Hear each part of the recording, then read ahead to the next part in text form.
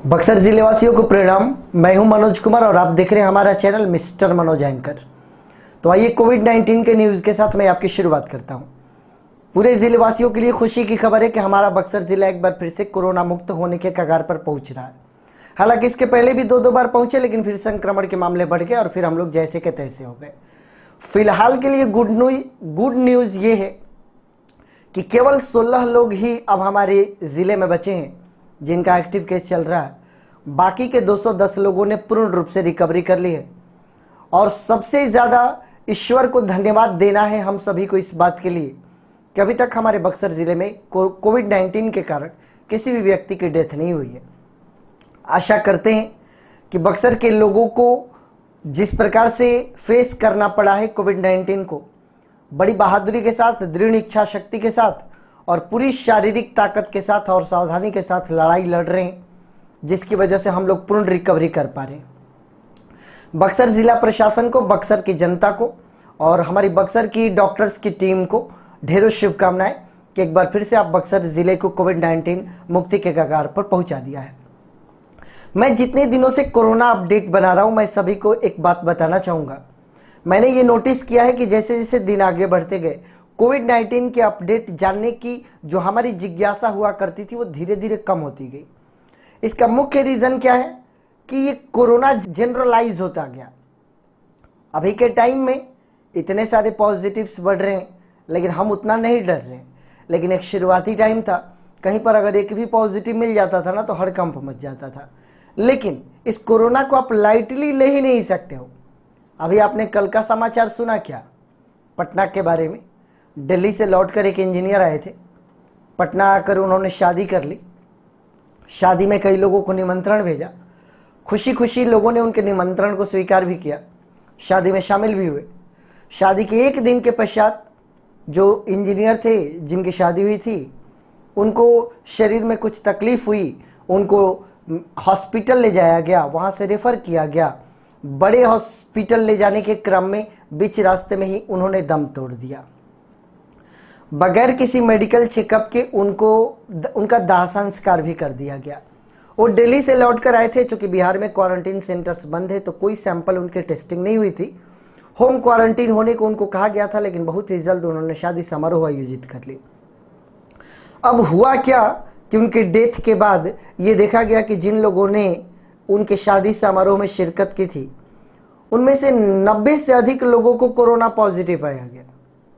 अब डर ये चल रहा है कि उनकी तो सैंपल जांच हुई नहीं थी, कहीं ऐसा तो नहीं कि उनकी भी डेथ कोरोना के कारण हुआ हो। हालांकि इसकी पुष्टि नहीं हुई है, लेकिन बारात में शामिल इतने ज़्यादा लोगों का एक साथ पॉजिटिव आना बहुत ही बड़े खतरे की ओर इशारा कर रहा है।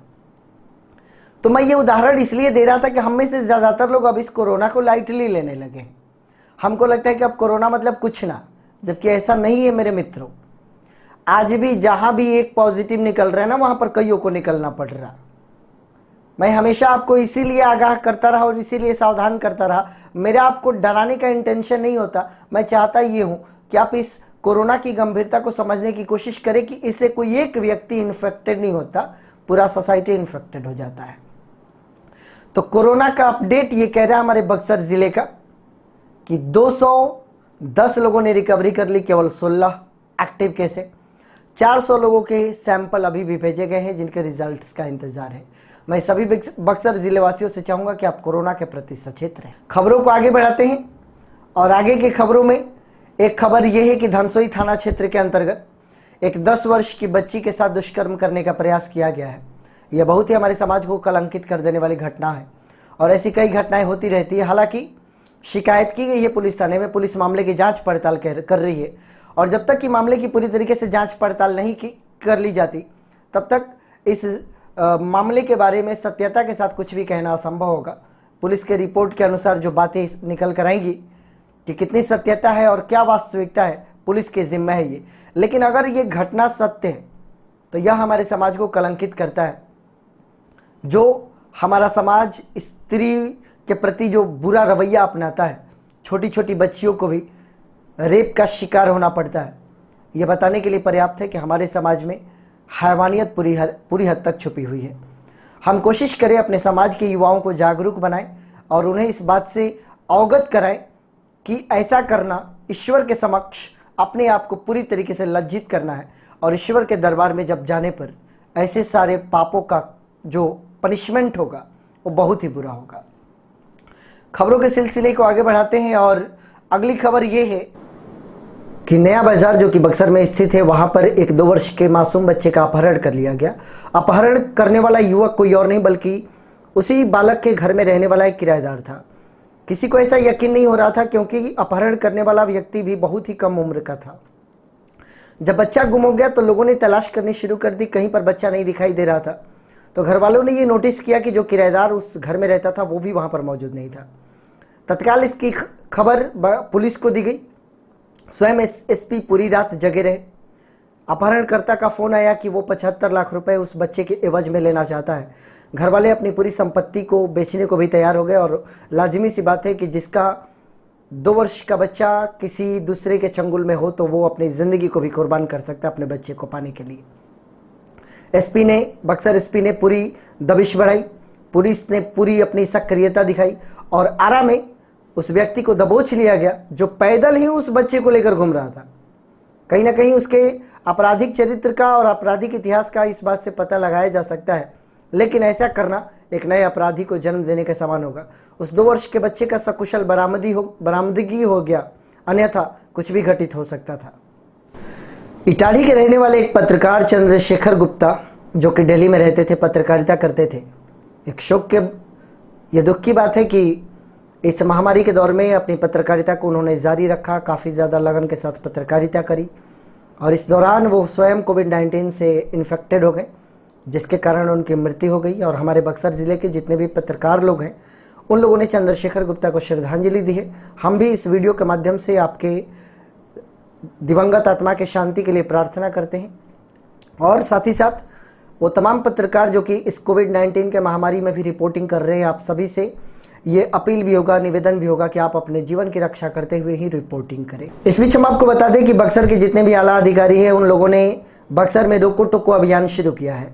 इसके तहत जो लोग बिना मास्क के बाइक चलाते हुए, साइकिल चलाते हुए, रिक्शा चलाते हुए या फिर पैदल चलते हुए दिखाई दे रहे हैं उनको रोका जा रहा है और फिर उनको टोका जा रहा है और ये बताया जा रहा है कि आप अभी कोरोना की महामारी में इतनी अगंभीरता का परिचय न दें और आप हमेशा मास्क का प्रयोग करें।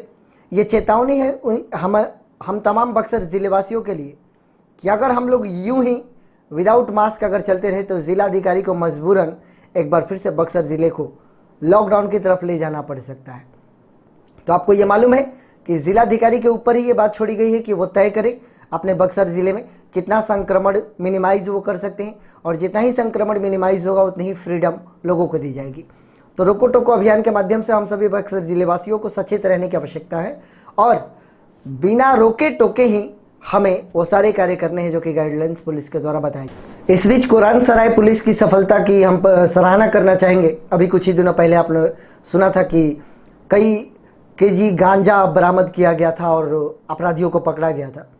तो अभी हीरोइन जो कि ड्रग से रंगे हाथों पकड़ा गया है अपराधियों को 100 पुड़िया हीरोइन के साथ। और कुरान सराय पुलिस नशा मुक्ति अभियान को काफ़ी आगे ले जाने की कोशिश कर रही है और तमाम ऐसे लोग जो कि इन नशे के सामानों की तस्करी करते हैं उन तक पहुंचकर उनके गिरेबान पर हाथ डालने की कोशिश कर रही है।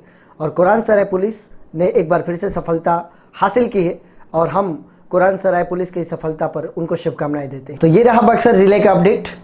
रोज़ हमारे अपडेट को देखने के लिए, बक्सर न्यूज़ अपडेट को देखने के लिए और भी कुछ चीज़ें देखने के लिए आप हमारे साथ जुड़े रहें। Thank you so much.